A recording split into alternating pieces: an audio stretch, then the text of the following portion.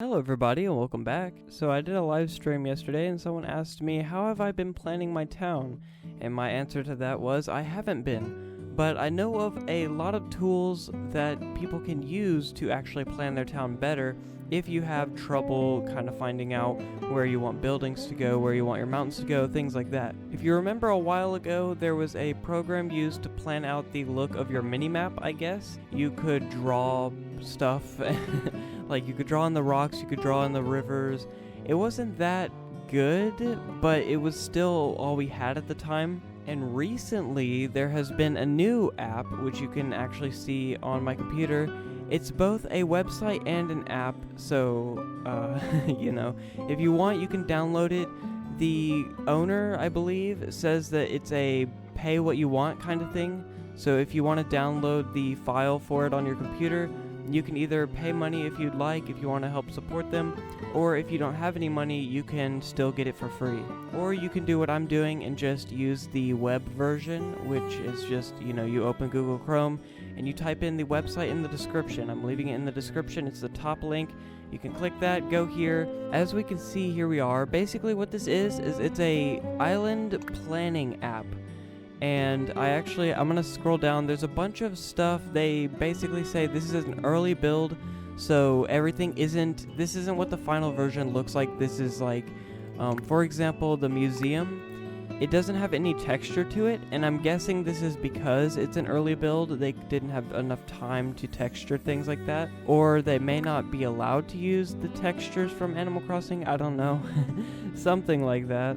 They also have a control list right here, which you can pause the video and read if you'd like, or if you don't want that, they also have it in the top right as you're editing the map and everything. They name all the issues and things that aren't complete but they're going to be doing next, and some frequently asked questions. You can see here's the download.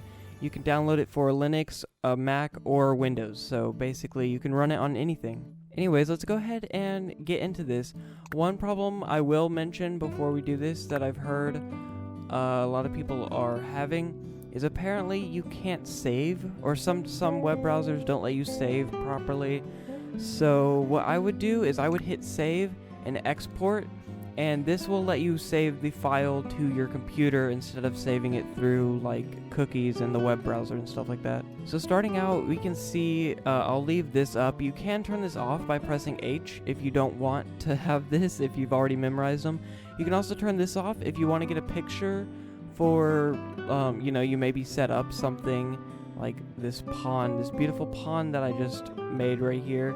You're like, oh wow, I want this. So you can turn off the HUD and have this right here just so you can take a picture of it and then use it to make your actual town. But for this video, I'll be leaving this up just so that everyone can see what I'm doing. This has almost every tool. There are, you just saw me do the waterways. There's also the cliffs. You can build cliffs if you'd like. You can also round them. I forgot to mention that. And you can move also, so you aren't stuck in one area. You could go all the way to the beach. You can go all the way back down to the mountains or over here or wherever. There's a path tool where they have all the different paths that you can set out. This one kind of looks weird, but again, this is early, so some things will look weird. It's still good for planning your town though. So you could basically recreate your town, I'm pretty sure, or at least close to it, because for example, the fences, they only have one fence. They don't have the different fences. They only have the picket fence, the wooden picket fence. So if you're trying to use a Zen fence or the brick fences and things like that, you can't really do that. They also have bridges and inclines. They have bridge 3, which is that looks like the log bridge or the rope log. That one, which also looks like oh, you can place it on mountains apparently, which you can't do in the real game. I'll just create a river real quick and then I can show these different bridges. So actually, inclines, you can rotate objects with Q and E. So if you have an incline that goes backwards or to the side, I'm going to place this one right here. You can see it's just a basic, what is this one called? Just the natural thing. You can also hit remove to delete some of them. Like if I don't want this, I just remove it. There we go, it's gone. So we have this log bridge, we have another log bridge, and oh, okay, these are the sizes. So you can have a bridge that's 3, 4, and 5 in the game. So you can just choose whichever size you think fits. Put some more fences up here. So you can also place, I'm gonna go to this side of the map over here. You can also place the houses and all that in this game. So we have the villager house right here. We have, this is a villager house. This is the mayor's house, or what is it called? The island representative house, or like the actual people's house. You have the plaza, or the mayor's office right here. It doesn't have a building, but it's like the spot that it lays out, which is kind of good because it lets you see behind it. You have this is Timmy's shop? Yeah, it is. It just looks really weird. We also have the Able Sisters in front. We have a museum right here. We have the campsite, and it's just a platform. And you can't really duplicate these. If you try and place multiples of them, it'll just do one. I think you can duplicate houses though, right? Yeah, okay. You can duplicate houses, and I wonder if... Okay, they do. If you try and place them right next to each other, it will tell you they're too close. So I'm pretty sure this follows the same rules as the actual game. 10... Oh, okay. So yeah, this does only let you place 10. How many... Does it let you place multiples of these? Because you can have like, what, 8 profiles or something like that? Yeah, you can only have 8 player houses, so you can only place 8 of the houses, 10 of the villager houses, and then 1 of each of these. They don't show up on the map. Oh, and I didn't know this, but apparently if you click the minimap, you can actually get a bigger view, and you can see what everything will look like. This only shows the waterways, the pathways, and the cliffs. I actually want to test. Can you place cliffs on top of cliffs? Because if not, that might be slightly bad, because a lot of people like to make multiple layers or levels. Oh, you can. Okay, look at that. And it also shows up on the map. I know it's really small, but you can see the different colors. You have dark, a little bit lighter, super light, and I'm guessing you can go even lighter. Yeah, you can. And it also doesn't let you, like in the actual game, it doesn't let you place the cliffs on the very edges, so it also follows those rules. So that's some basic kind of stuff that we just went over. I want to go over some of the controls. So you move with the WASD like you do in most other games. I actually want to test. Can you? Oh, you can also move with the arrow keys, I guess, if you're used to moving with the arrow keys for some reason. Left mouse is obviously place, so you can go ahead and dig through this right here. It says the right mouse button is delete, but I haven't been able to delete anything, so I don't know how that works. Yeah, I don't think the delete works, or maybe I'm just doing it on the wrong thing to delete or something like that, because it's not letting me delete any of this. The middle mouse button, it says, is an eyedropper, which I guess that means like if you have the fence and you want to select the fence, I guess you can use the eyedropper or something. Or I guess if you want, I don't know how this works. If you want the water, you can press it. If you want the cliff, you can press it. No, it's not working with the cliff. Maybe that's broken, but I guess it's there if you easily want to select the, oh goodness.